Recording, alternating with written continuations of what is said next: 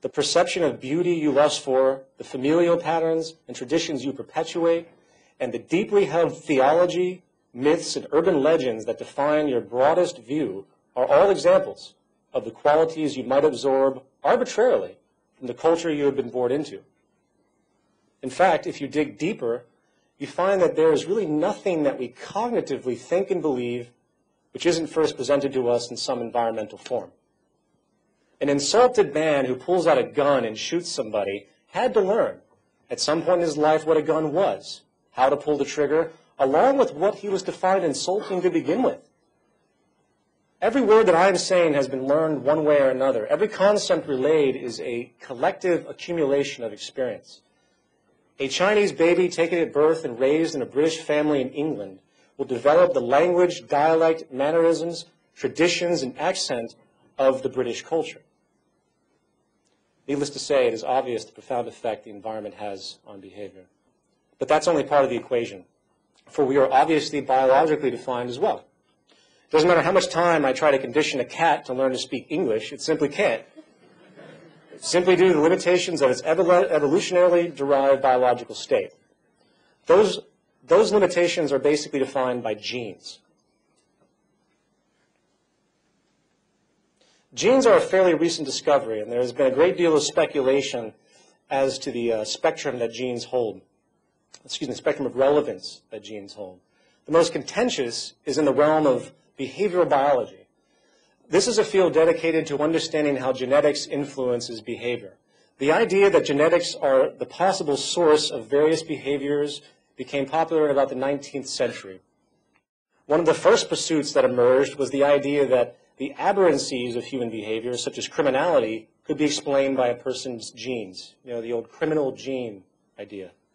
Sickly enough, even eugenics operations in the form of sterilization took place many years ago in an attempt to rid society of, quote, criminals, idiots, imbeciles, and rapists. The implication is that certain people are naturally, quote, bad people due to their genetics. You see this rhetoric everywhere. Someone might say, he has bad blood, or she's just an evil person. As an aside, I find it fascinating that this simplistic social fallback to explain a person's behavior is in full accord with the primitive superstitious duality postulated by nearly all established religions, good and evil. The gene in this case has replaced the satanic demon that once possessed a person, and thus the person has no control over their evil actions. In other words, they are slaves to their genes. Well, as research has progressed, it has been found that genes do nothing of the sort.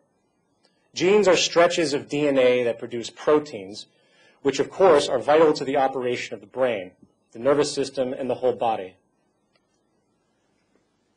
However, they are not autonomous initiators of commands. They do not cause behaviors in any real sense of the idea. In the words of Professor of Biology and Neurology at Stanford University, and a well-known anthropologist as well, Dr. Robert Sapolsky, genes are rarely about inevitability, especially when it comes to humans, the brain, and behavior. They're about vulnerability, propensities, and tendencies. As it turns out, the determining factor of genetic propensities, particularly in the realm of behavior, is the environment that the organism resides in. For example, recent research has shown that a gene could exist for depression. However, just because you have that gene does not mean you're going to get depressed. It takes some form of dramatic environmental stressor to trigger the genetic response, such as a sudden death of a loved one or something very severe. In other words, the environment triggers the existing genetic propensity.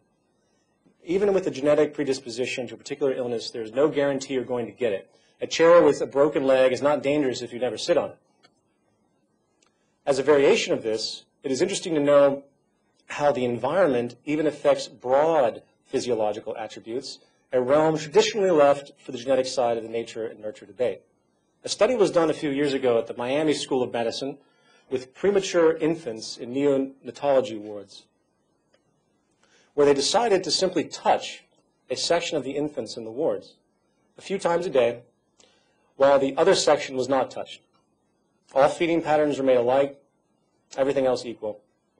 As it turned out, the infants that were touched grew 50% faster and were noticeably more healthy.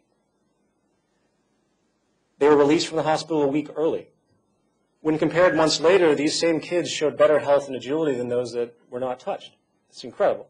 It's a dramatic finding on many levels, for it shows that the genetically prescribed growth hormone release can be profoundly influenced by a simple and subtle environmental experience. Furthermore, the environment can not only trigger genetic propensities or influence their extent, it can override them to a certain degree. A couple of years ago, another study was done at Princeton University where scientists were able to genetically engineer mice, removing a key gene relevant to their neurotransmitter system, selectively targeting learning and memory. As a result, the cultivated mice were poor at various memory and learning exercises. They had trouble recognizing simple objects, their accuracy of smell was poor, and they were unable to learn well in many ways, which otherwise would be normal to an average mouse. Once their disability was confirmed and established, the scientists then put the cognitively dim mice as adults in an enriched, stimulating environment. And over time, it was found that many of the genetically engineered learning disabilities were actually overcome by the simple exposure to an intellectually nurturing environment. In other words, the environment is actually able to reestablish neurological pathways that seemed not to exist. Again, this is a powerful testament of the power of the environment when it comes to brain and hence behavior. We're perpetually molded and shaped by what's around us, and it has an extremely direct effect on our genes and what might be inherent to us. It's very important. The reason this is being brought up is to illustrate the fact that our environment is provably the most important determinant in our functionality. Nurture, in many ways, dictates nature on many levels, ranging from behavior to psychology, to physiology. Psychology would have relevance, but to physiology and health. Consequently, it is incorrect to think that the human being is a slave to his biology, especially when it comes to his or her actions. This is a powerful myth which needs to be dispelled and debunked. For when we realize the importance of our environment, we'll be much more prone to changing it, and that's why I'm talking about this. In isolation, it might seem like these are abstractions, but we have to learn that biologically we are only as relevant, so to speak, as the environment which interacts with our biology. However, as one final example worth considering, which from my perspective summarizes the overwhelming power and relevance of our environmental culture we are exposed to, let's consider the implications of feral children. A feral child is a human child which has lived isolated from human contact from a very young age, isolated from society or human society. Historical examples of this range from children that have been locked in rooms by their parents for years to children who have been abandoned in the wild and raised, so to speak, by animals. This is Jeannie. She was discovered in 1970, having been locked in a single room, virtually alone, for 10 years. When they found her at 13 years old, she could barely understand language, and she knew only a few words. She was 54 inches tall. Her eyes could not focus beyond 12 feet, and she walked in an awkward, hunched manner, and she could not chew solid food. Once rescued, psychologists and scientists immediately began working to rehabilitate Jeannie, creating a nurturing environment, and she quickly began to overcome a great amount of the problems that she had had, but due to the severe emotional scars that she went through, something very specific stuck out, which has a specific relevance to the point I'm trying to make, and that was her inability to learn language.